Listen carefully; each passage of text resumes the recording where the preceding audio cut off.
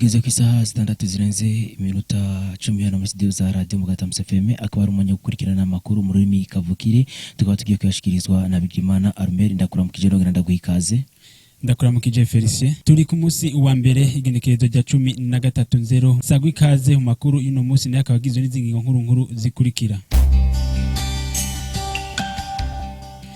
Umwaka w'ibikorwa mu karere k'ubuvuzi ka komine Bugarama ugeze mu gice ca kabiri aho muri ico gisata bashima ibikorwa bakoze n'ibice bibiri birangiye.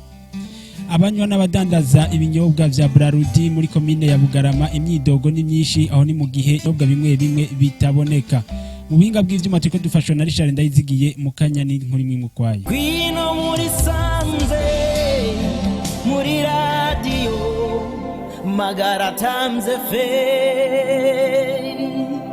Ndongeye kubaramutsa amakuru reka tuyahere mu gisata c'amagara y'abantu.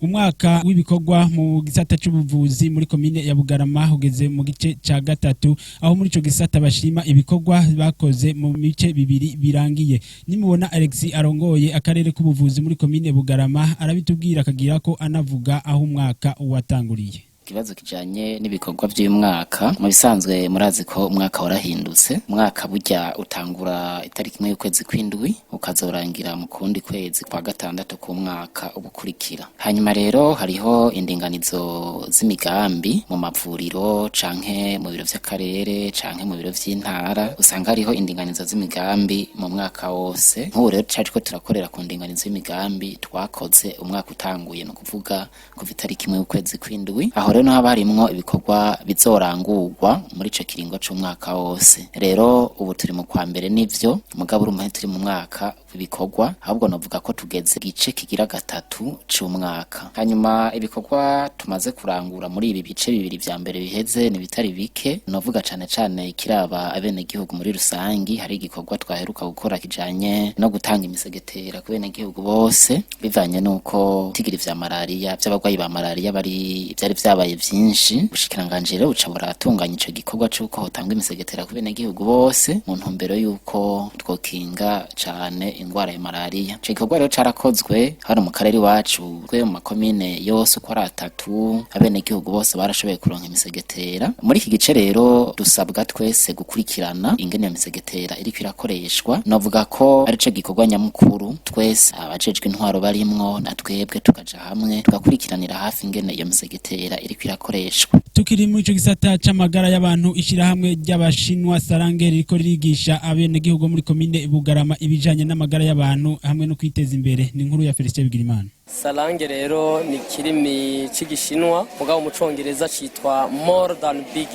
canke se vyiza cane mu kirimi ciza ciwacu kavukire. Kubw'ivyo rero kuba yaje ngaha muri komine Bugarama ije gufasha abene gihugu yaba umukuru canke umuto kubirebana n'amagara kuko turigisha ko harimo abahinga ingene botunga amagara yabo ndetse no kubirebana n'iterambere turigisha ugwaruka ingene go kwiteza imbere mu gukorana na Sarange Company International muri branche ya Bugarama ubwo ari miti nkuko muvyibaza iyi miti les médicaments chimiques oya ahubwo ni produits supplémentaires ziva mu gihugu c'Ubushinwa na cane ko dusanzwe dufise code d'importation signé par le ministre du commerce aho zisanzwe zica ntabwo ari produits zihingurirwa mu gihugu c'u Burundi ahubwo zose ziva muri Chine hama rero formation itangirwa mu gihugu c'u Buganda aho hari maison mère de l'entreprise hama bakarungika rero abahinga baza kwigisha abarundi bahejeje ikiganga kugira ngo bashire ko nubwo bumenyi bwo kuba botanga izi produits supplémentaires ku bene gihugu babonye zikenewe ku magara yabo.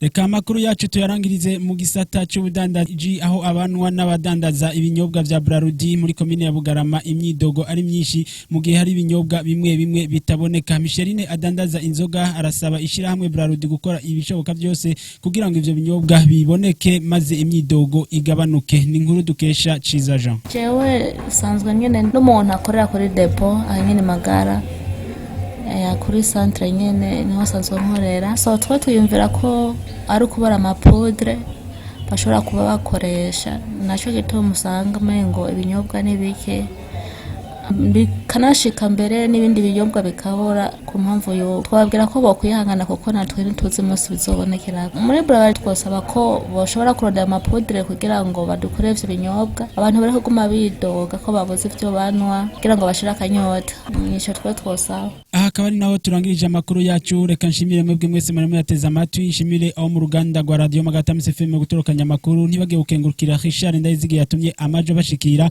amakuru yamukamwashikijwe na Ahmed Bigirimana. Naho butaha ngwino muri sanze muri radio Magara Times FM.